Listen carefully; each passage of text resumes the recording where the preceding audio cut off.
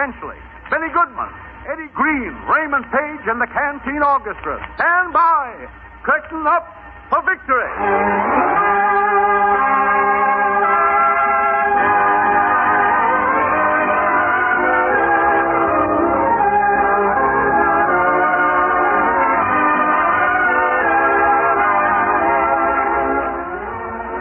Good evening, everybody.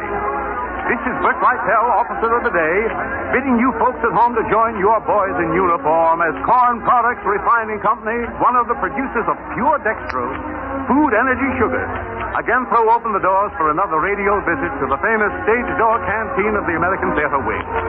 Stars, players, personalities of the entertainment world, as hostesses, waiters, busboys, and performers, again play host to thousands of our boys in the uniforms of our United Nations. The supper dishes are cleared away, smokes are passed, the gang's card up close to the little canteen stage, and it's time to bring up the curtain. Here we go, the most popular hostess in the canteen tonight, the one and only Connee Boswell.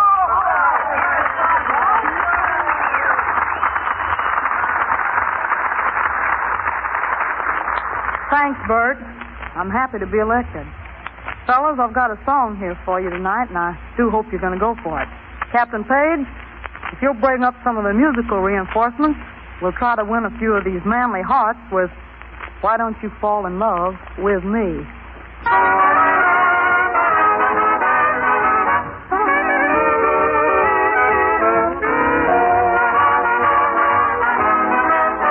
As long as you're not in love with anyone else, why don't you fall in love with me? You're driving me crazy, baby, trying to guess. Will you tell me no or will you tell me yes? You gotta go overboard for someone someday. Believe it or not, it's bound to be. As long as you're not in love with anyone else, why don't you fall in love with me? Oh, I love you so, so why don't you fall in love with me?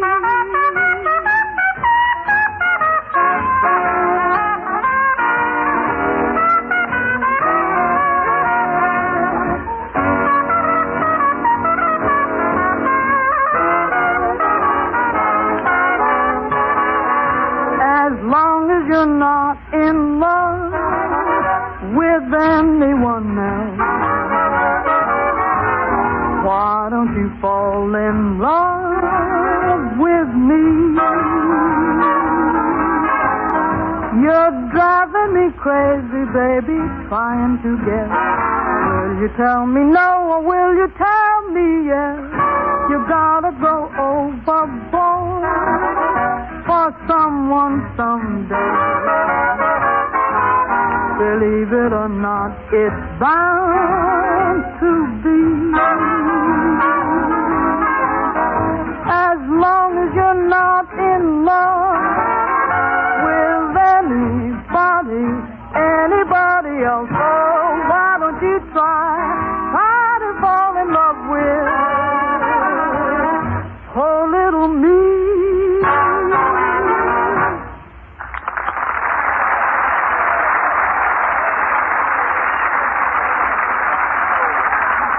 Thank you, Connee Boswell. Fellows, we interrupt the flow of our entertainment now to inject a serious note. We feel that part of our responsibility in the canteen should be to bring before you boys certain individuals whose training and background equip them well to speak to you with the solemn words of advice. The first of these speakers, I'm happy to say, is a distinguished gentleman whom at least you know by reputation. May I present Dr. Robert Benchley, noted world traveler, military expert, ichthyologist, famous numismatist, and a notary public. Dr. Benchley.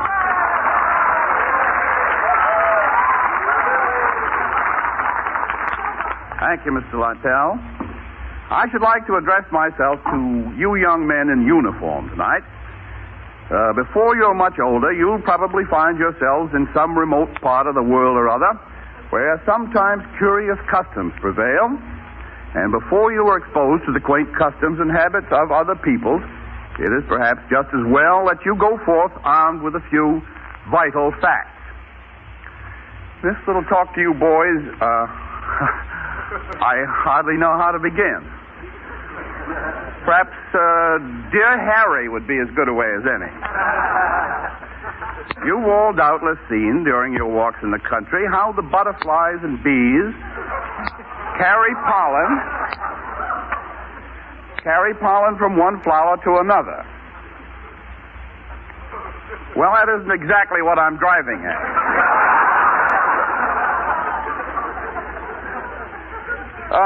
Let's put it this way. The next time you're at your grocer's, take a look at his eggs. Of course, they're really some hen's eggs. Of course, I know that. But they belong to the grocer now, as he bought them and is entitled to sell them, I think.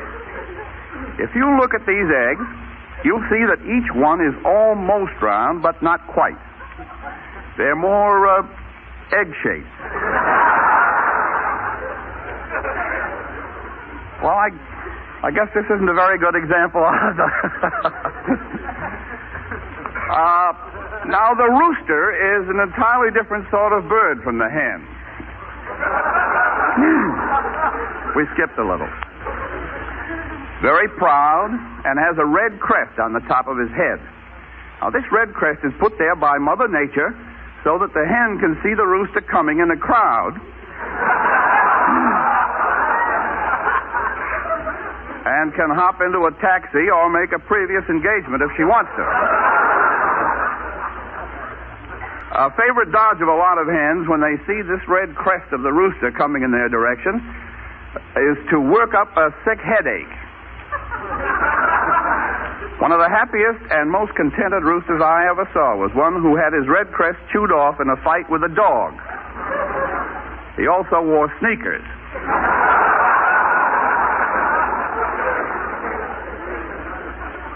But before we take up this phase of the question, for it is a question, there's no doubt about that, let's go back to the fish kingdom. Now, fish are probably the worst example that you can find. In the first place, because they work underwater, and in the second, because they don't know anything. You won't find one fish in a million that has enough sense to come in when it rains. They're just stupid, that's all. And nowhere is their stupidity more evident than in their home life. Take, for example, the carp. The carp is one of the least promising of all the fish. He has practically no forehead and brings nothing at all to a conversation. Now, the mother carp is swimming around, shall we say, some fine spring day when suddenly she decides that it would be nice to have some children. So she makes out a deposit slip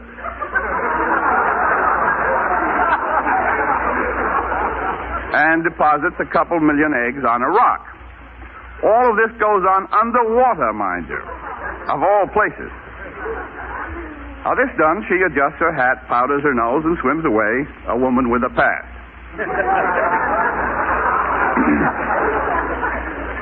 Now, it's not until all this is over and done with that Papa enters the picture, and then only in an official capacity. Papa's job is very casual.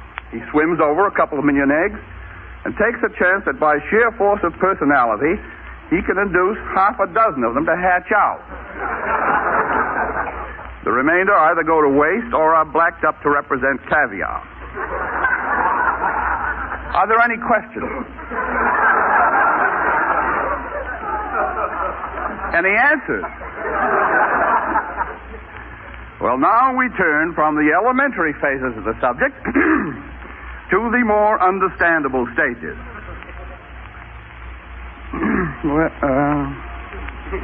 Well, maybe not. Thank you and good night.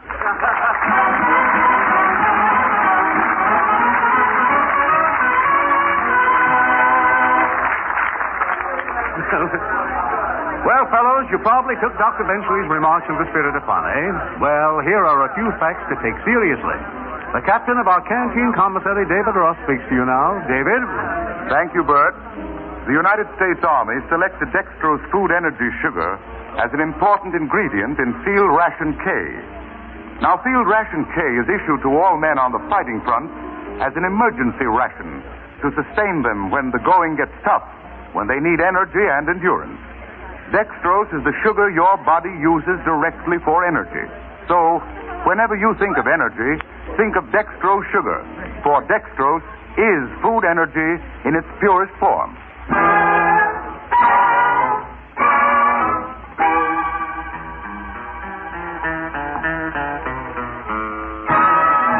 Our Canteen show carries on. Raymond Page and the Canteen Orchestra play for us a beautiful arrangement of one of the most colorful of South American tangos, La Compasita.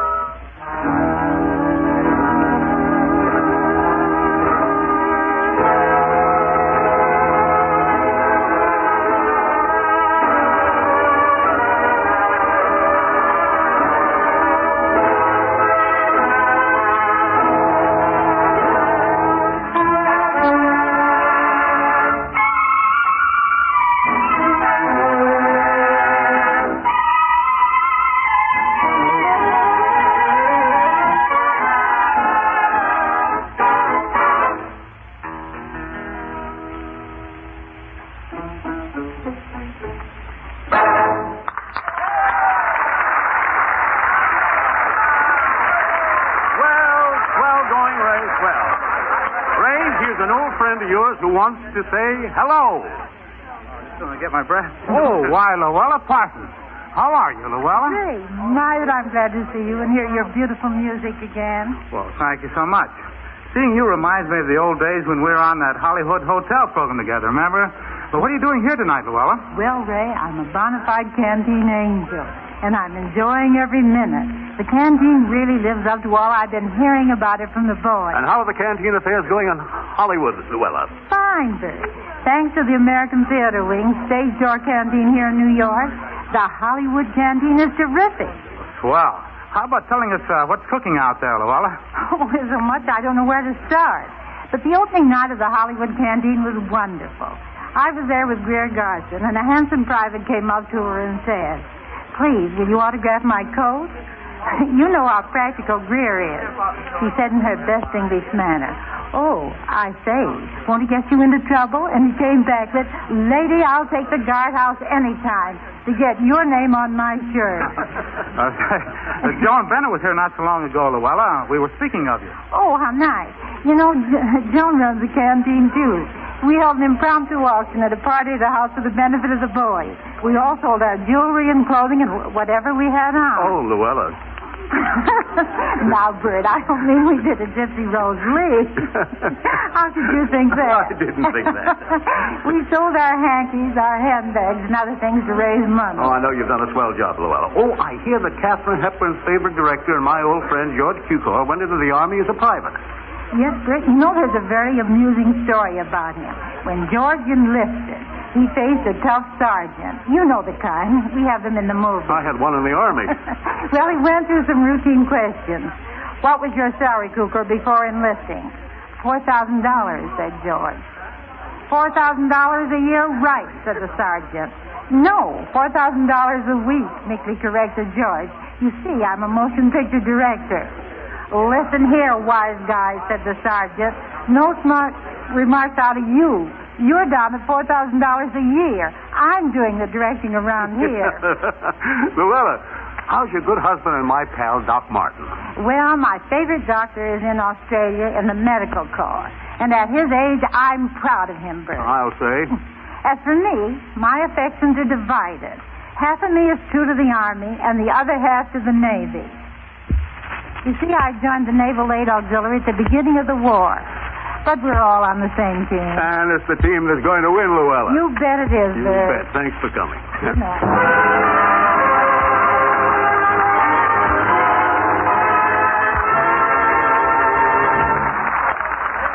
Our number one busboy in the canteen tonight puts down his tray, gathers 5 of his willing helpers around the piano, and it's time to take off with the number one swingster of the country, the Mr. Big of Jive, the king of swing, Benny Goodman.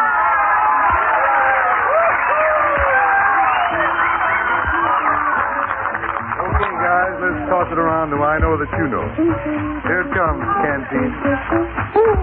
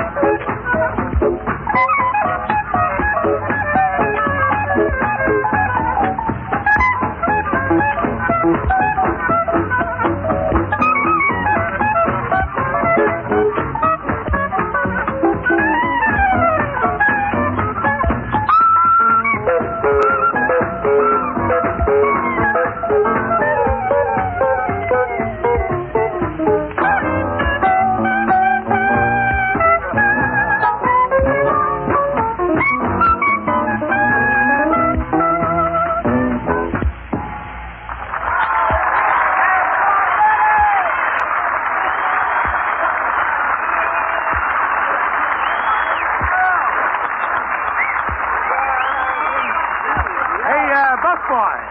Busboy? Well, come in. Why, you're Eddie Green of Duffy's Tavern, aren't you? Yes. Well, will you wait on me a minute? Oh, with pleasure. Fine. What's on the menu tonight? Well, it's a sort of French menu tonight. Uh-huh. That's a free French menu. Oh, fine. Now, we got filet mignon, ragout d'abloh, fricassee à la reine. Well, what do they mean? Turkey hash. Turkey hash. Yeah, you know, soldier, look, I'd like to do something important in this war. Oh, you really would? Yeah, you said it. Well, how would you like to go to Africa, sneak up through the enemy lines, dodge the enemy tanks, and capture Rommel single-handed? Now, wait a minute. Now, you letting your mouth run away with your imagination. No. The orders are to proceed to Africa via the Pacific Ocean by submarine. By what? Submarine. You know, those boats that dive down underwater? Oh, not me. No, I'm staying on terra firma. And the more firma, the less terror. No, Eddie. Look, you get into the submarine. Get in, huh? Now you're at the bottom of the ocean. Yeah. You crawl for 12 days. 12 days? And you know what you're doing that long on the bottom of the Pacific? Inspecting the Japanese fleet.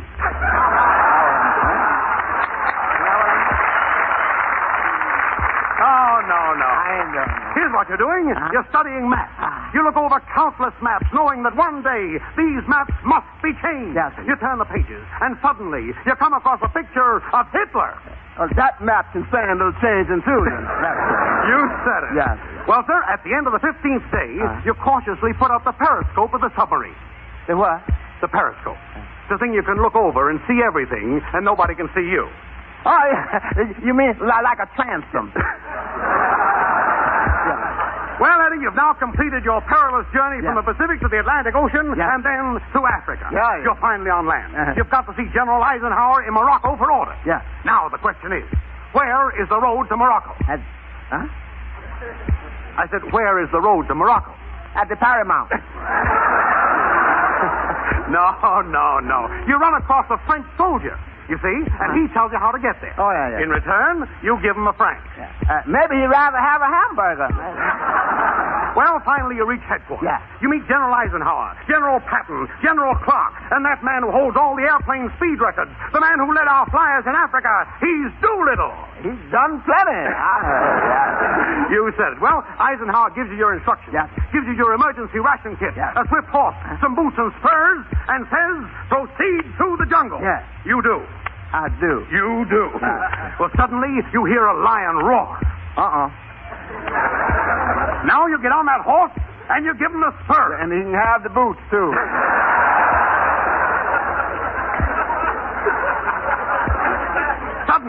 Suddenly, 5 enemy dive bombers appear. Oh, my goodness. Well, sir, you're going as fast as you can on that horse, but the dive bombers are catching up to you. Oh, yeah. Maybe I better get going under my own power and don't mess with that horse, Suddenly a bomb hits in front of the horse. He throws you. A tank runs over you. 2 enemy soldiers get out. One clubs you, and the other one stabs you with a bayonet. But does this stop you? Yeah. No. No, it does not. Well, it might not stop me, but it slowed me up considerably. No, sir. Yes. No, sir, Eddie, you beat them up. And after beating them up, you're a little hungry. Well, so you, sure. You take out your emergency rations. You eat your powdered meat, your powdered vegetables, your bouillon cubes. And my dextrose, which is quick energy sugar, and peps me up considerable. Is that in your knapsack? No, it's in my contract. Now, Eddie, now the Germans start coming after you. Yeah. 2 million soldiers against you. But this is your chance. Your chance to capture Rommel and bring home his helmet as a souvenir. What I need with a souvenir? Now, wait a minute. You still have a few tricks left. Here's the king of the enemy forces. Yeah. Where's your fighting heart? Okay. I'll go in with my fighting heart. But if that king takes my trick, send a letter to my queen and tell her I played my hand, but I wound up on the stage.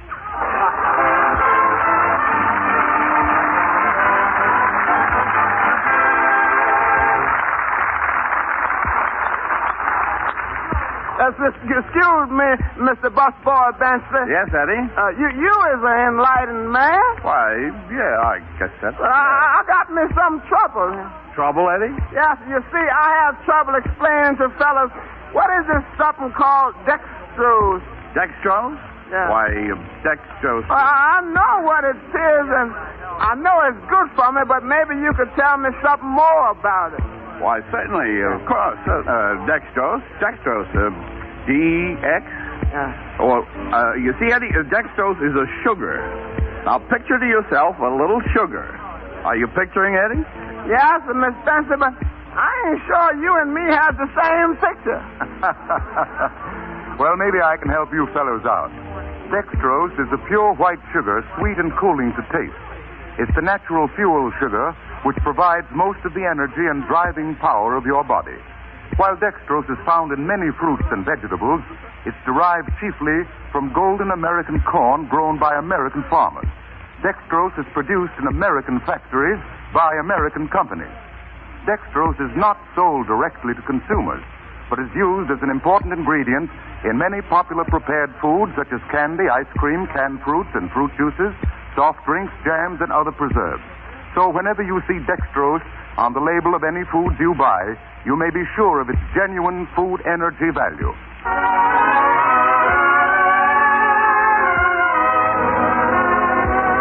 Look for the Silver Lining, one of the best songs of all times, and Connee Boswell to sing it for us in Stage Door Canteen. Connie. Look for the silver lining whenever a cloud appears in the blue. Remember somewhere the sun is shining, and so the right thing to do is make it shine for you. A heart full of joy and gladness will always banish sadness and strife. So always look for the silver lining and try to find the sunny side of life.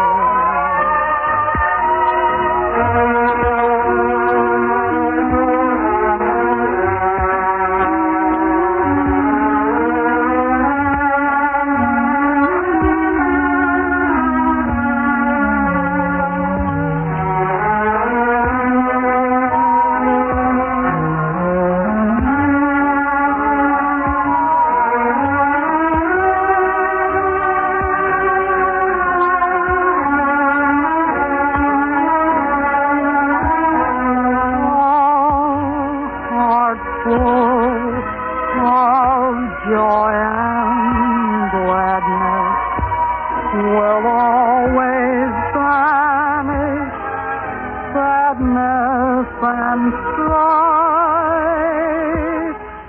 So always look for the silver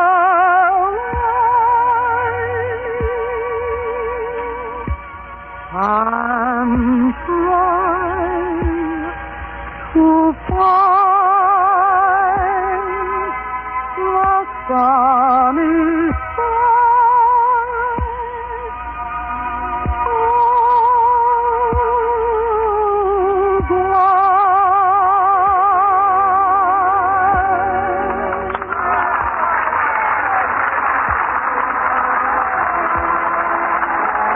We've come to the end of another evening in Stage Door Canteen, so join us next week at the same time on Corn Products Refining Company, one of the producers of pure dextrose, food energy sugar. Again presents Stage Door Canteen, starring Ilka Chase, Mary Martin, Georgie Jessel, Raymond Page, and a great show. This is Brett Lytell, Officer of the Day, saying good night and good luck.